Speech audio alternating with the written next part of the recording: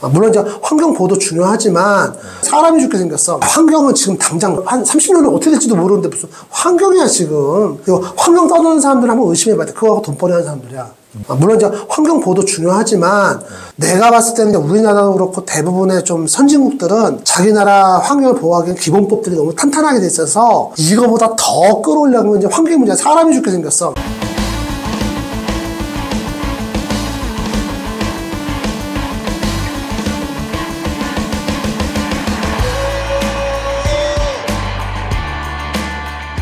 그것도 여러 가지 이유가 있어. 전기차가 무조건 신차. 첫 번째 이유가 정부 보조금이 나오잖아. 그러니까 신차를 사나 중고차를 사나 그렇게 체감적인 그게 없어. 사는 사람 입장에서. 두 번째는 이 배터리야. 우리 대한민국 사람들도 이 휴대폰을 하도 많이 썼기 때문에 어느 정도 몇 년 되면은 휴대폰 성능이 팍 떨어진다는 걸 체감적으로 다 알고 있거든. 그러다 보니까 아 전기차는 중고차 사면 저 얼마나 탈까 이런 생각 충분히 하는 거지. 그러다 보니까 또 안 사고. 그러다 보니까 중고차 시장에서 전기차는 정말 메리트가 없어. 그러니까 이런 복합적인 이유 때문에 사람들이 이제 근데 전기차의 어떤 사람들이 지금 전기차를 외면하게 된 이유만 얘기해도 되게 많다, 그치? 더 있을 것 같아요, 계속 얘기하면. 그러니까 이거만 가도 한 편이 나올 것 같은데, 어차피 여기 이거 이만큼만 하자. 아, 너무 전기차 너무 까는 것 같은데. 하여튼 좀 이런 현상이 나타나면 사람들이 이제 전기차하고 좀 이렇게 떨어지는데, 내가 지금 얘기한 거는 다 소비자 입장이야. 그렇잖아. 그렇죠. 근데 이 전기차가 앞으로 좀 빨리 못 갈 것 같고, 플러스에서 나는 자율주행차도 좀 얘기를 해줄게. 네.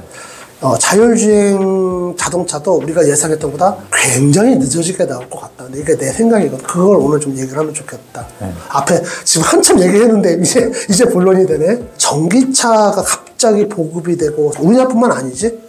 세계 각국에서 막 전기차 보급하고 막 왜 그랬을 것 같아, 반장? 네 생각은? 왜 한 10년 내외의 그 기간 동안에 우리나라뿐만 아니라 다른 나라에서도 막 전기차 보급을 하려고 굉장히 애를 썼잖아.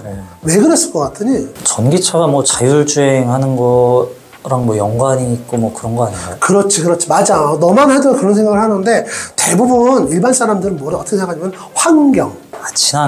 친환경 자동차라서 국가에서 우리나라뿐만 아니라 다른 나라들도 이렇게 전기차 보급에 앞서서 생각을 하거든? 아니야. 환경은 지금 당장 우리나라만 해도 당장 한 30년은 어떻게 될지도 모르는데 무슨 환경이야 지금. 그리고 환경 떠드는 사람들 한번 의심해봐야 돼. 그거하고 돈벌이 하는 사람들이야. 물론 이제 환경보호도 중요하지만 내가 봤을 때는 이제 우리나라도 그렇고 대부분의 좀 선진국들은 자기 나라 환경을 보호하기엔 기본법들이 너무 탄탄하게 돼 있어서 이거보다 더 끌어올려면 이제 환경 문제야. 사람이 죽게 생겼어 이제는. 그렇죠. 어쨌든 그 열함이고. 자율주행 자동차를 염두에 둔 거야. 너 말처럼. 네. 그러니까 자율주행 시대로 접어들게 되려고 그러면은 사실 내연기관차가 맞지가 않거든, 여기는. 그러니까 자율주행으로 접어들기 위해서는 그거에 따른 인프라, 아까 말했듯이 뭐 충전소라든가 도로 상태라든가 그 다음에 이제 이 전기차들의 어떤 로드 테스트, 실제 전기차들의 길을 달려봐야 자율주행이라고 하는 그런 시스템이 착대되기 전에 안전한지 안 한지를 알 수 있을 거 아니야. 네. 그러니까 이걸 테스트를 한 거야. 다른 자동차 회사들이 다 그렇게 한 거야. 우리나라뿐만 아니라 다른 나라 회사들도 좀 좋은 회사들도 다 그 테스트를 해봤는데 어그러진 거지 지금. 첫 번째 이제 그런 게 있고, 두 번째는 혹시 이런 얘기 들어봤는지 모르겠는데 자동차 회사 입장에서 자율주행 자동차가 나오는 게 좋은 게 아니야. 왜 그런 거죠? 일단은 나는 이거를 갖다가 몇 년 전에 되게 좀 오래됐어. 사실 한 7, 8년 정도 됐나? 그때 우연한 기회가 있어서 세미나 들었는데 거기서 이제 자율주행 시대가 오면은 우리 사회가 어떻게 변할 거냐. 그래서 뭐 자율주행 시대가 오면은 뭐 여러 가지 변화가 오는데 되게 많더라고. 그것도 우리가 몰라서 그렇지. 거기 나왔던 얘기 중에 뭐 여러분 많은 분들이 알고 계실 만한 내용이 이제 운수업 하시는 분들은 이제 더 이상 일자리가 없을 거다. 뭐 이런 얘기. 보험업계는 어떻게 자동차 보험들은 이렇게 바뀔 거다. 뭐 이런 것들. 상해보험이나 이제 자동차 보험이 따로 없고 그렇게 가야 될 수도 있고 막 했는데 사고율이 떨어지니까 더 이상 운전자의 경력이 의미가 없어지게 되고 뭐 이러다 보니까 그거보다도 그때 이런 얘기가 나왔어. 공유경제라는 얘기가 나왔었어. 공유경제? 왜 그러냐면은 경제학적으로 보면 그렇다네. 이 자동차가 굉장히 그 소모가 큰 낭비 요소래, 현대인들한테. 일하는 시간보다 서 있는 시간이 더 많고, 그 다음에 자동차는 사무로 해서 굉장히 나라마다 차이가 있기 때문에 세금이 계속 나가잖아. 유지비 또 계속 나가야 되고 소모품 계속 교환해줘야 되고, 그러면서 뭐 이렇게 운행하는 거리는 짧고 그 비용에 비해서 하는 일이 되게 적고, 그러다 보니까 현대인들한테, 물론 이제 운수업 하시는 분들은 제외하고, 현대인들한테 자동차를 보유하고 있는 사람들은 굉장히 큰 낭비적 요소를 안고 있다 이렇게 하는데, 이제 자율주행 자동차가 이제 등장을 하게 되면 사람들이 자동차 안 살 거라는 거죠, 한마디로. 왜냐면은 이제 우리 어느 일정 지역에 이제 자율주행 자동차 있으면 거기를 뭐 스마트폰이나 뭘로 불러서 그냥 내가 타고 다니지 굳이 내가 그걸 가지고 있을 필요가 없다는 거야. 그럼에도 불구하고 이런 사람들도 있을 거야. 난 남이 타던 차 싫어. 쪽팔려. 이런 사람들도 있기는 있겠지. 그런 사람들은 뭐 자기 차를 따로 살 수는 있겠지만 그 외적으로 필요해서 나는 사고 싶지 않은데 필요에 의해서 어쩔 수 없이 자동차를 사는 사람들, 지금 있는 사람들은 대부분 안 살 거야. 그러니까 자동차 회사 입장에서는 사실 매출이 줄어드는 거야, 이게. 아, 그렇네요. 매출이 줄어드는 효과가 있는 거라고, 자동차 회사 입장에서는. 그 다음에 이제 두 번째, 보험회사 입장 한번 보자.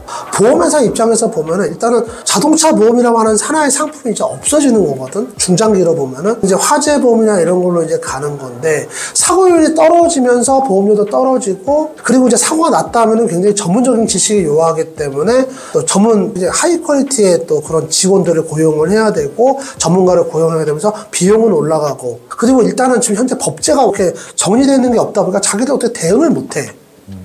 그러니까 제일 좋은 거는 자동차가 이제 내연기관차가 쪼쪼쪼 줄어들고 자율주행 자동차가 이렇게 조금씩 올라가면서 보완을 이런 게 있으면 좋겠는데 이게 사람의 생명과 안전에 관련된 문제가 크게 안 되는 거야. 그러니까 보험업계도 지금은 한발 빠져 있어, 뒤로 이렇게 자율주행 쪽에. 자, 그 다음에 여기 관련된 이제 법률 서비스라든가 의료 서비스를 제공하는 쪽에서도 자꾸 이제 해외 사람 보는데 해외에서는 또 다른 또 자기 나라하고 다른 나라 또 보고 있고 서로 지금 눈치를 보고 있는 거야. 다른 나라에서 어떻게 하나 보면서. 그러다 보니까 자율주행, 내가 봤을 때 딱 지금 그거야, 상황은. 자율주행 시대가 언젠가는 오긴 올 건데 누가 먼저 총대를 맬 것이냐. 그 다음에 이 시대가 오더라도 맨 먼저 돈을 버는 사람이 과연 누가 돼? 내가 봤을 때 자동차 회사는 아닐 것 같아. 만약에 어떤 기업이 돈을 번다 그러면 구글이 그나마 조금, 구글이 조금 이제 좀 메리트가 있고 나머지는 아닐 것 같고, 이제 좀 시간이 지나다 보면은 이제 뭐 보험업계나 법률 서비스 업계나 이제 이런 쪽에서 좀 이득을 취할 수 있지만 하여튼 자동차 회사는 별로 득 보는 게 없는 그런 시스템이야, 자율주행이. 그러다 보니까 좀 늦어질 것 같고, 내가 하고 싶은 말은 전기차가 좀 늦어지고는 있지만 우리나라는 다른 나라보다, 해외 다른 나라보다 더 늦어질 것이다. 아까 말했듯이 어떤 주거 형태의 특이성도 있고, 그 다음에 지금 우리나라의 어떤 도로교통법의 어떤 편제 자체가 사람 우선이잖아. 요즘 그러니까 좀 심한 말로 하면은 가만히 난 정지해 있는데 사람이 와서 부딪혀서 쓰러졌어. 그 사람을 어떻게 내가 해야 되고, 어쩔 땐 보상도 해줘야 되는 경우가 있어. 너 왜 거기 서 있었냐 막 이러면서. 정지선에서 조금만 더 들어가서 횡단보도 좀 밀고 들어가는데 횡단보도를 술 취한 사람이 자전거 타고 건너가다가 넘어져서 차에 부딪혔어. 그러면 이제 그 사람에 대해서 보상을 해줘야 되는 게 우리나라 법이니까, 그만큼 이제 보행자 중심의 어떤 법제를 펼치고 있는 게 우리나라 법이란 말이야. 그러니까 이런 데서는 더 힘들겠지. 이게 뭐 사고 나면은 뭐 내가 봤을 때 자동차 회사가 나만 하지 않을 것 같은데? 이렇게 돼 있기 때문에 좀 늦게 되지 않을까. 그리고 지금 생각하면 그래. 자율주행이 뭐 필요한 부분들도 있어. 나이 많이 드신 분들. 특히 우리나라도 이제 고령화가 빨리 된다며. 이런 분들을 위해서는 이제 자율주행 자동차도 빨리 나와야 되고, 나와야 하지만, 과연 그게 운전하는 사람이나 제작사나 사회 전반에 그게 과연 이득이 되는지는 나도 요즘 와서 좀 생각을 하고 있다.